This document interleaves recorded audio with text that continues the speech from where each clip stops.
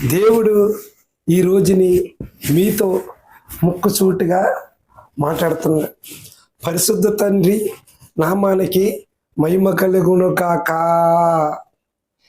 ఈ రోజుని పరిశుద్ధ దేవుడు మీతోటి నిత్యముగా మాట్లాడుతున్నారు. నువ్వు బాధలతో ఉన్నావా, కన్నీటితో ఉన్నావా? ఈ రోజు దేవుడు నిన్ను చేయబట్టుకోపోతుంది. నీ ఇంటిలో ఆశ్చర్యమైన కార్యాలు చూడబోతున్నావు. దేవుడు పరిశుద్ధమైన దేవుడు, మన పాపాలు కడిగిన దేవుడు.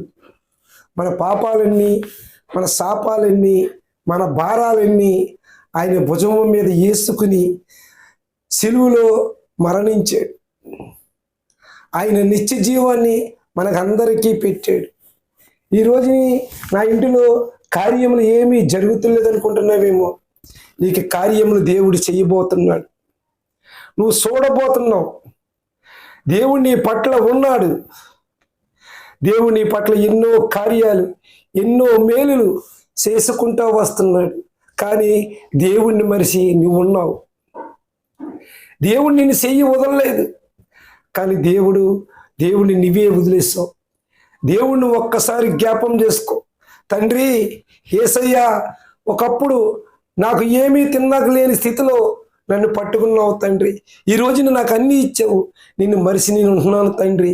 నాకు శ్రమలు వస్తున్నాయి తండ్రి, నాకు బాధలు వస్తున్నాయి తండ్రి, నేను కష్టాల్లో ఉన్నాను తండ్రి అన్నప్పుడు, నువ్వు ప్రార్థన చేసుకున్నప్పుడు దేవుడు మన్ని చెయ్యి పట్టుకోబోతున్నాడు. నువ్వు కార్యాలు చూడబోతున్నావు, అద్భుతాలు చూడబోతున్నావు.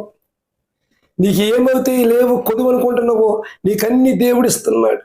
ఒకప్పుడు సారేపతి యదవరాలకి దైవజనుడికి ఆదిష్టం ఇచ్చినప్పుడు సారేపతికి ఇంట్లో బుడ్డులో నూనె తరగలేదు, తొట్టులో పిండి తరగలేదు. అలాగే ఈరోజు నీ ఇంట్లో కార్యాలు చేయబోతున్నాడు దేవుడు, మాట్లాడబోతున్నాడు దేవుడు. నువ్వు ఎక్కడైతే నిందలు పడ్డావో, ఎక్కడైతే అవమానాలు పడ్డావో, దేవుడు నిన్ను అక్కడే నిలబెడుతున్నాడు. ఆ స్థానంలో దీవిస్తున్నాడు. ఆ స్థానంలో అగ్ని స్తంభవాలని నిన్ను నిలబెడుతున్నాడు. ఈ కొద్ది మాటలు దేవుడు దీవించును గాక. ఆమేన్.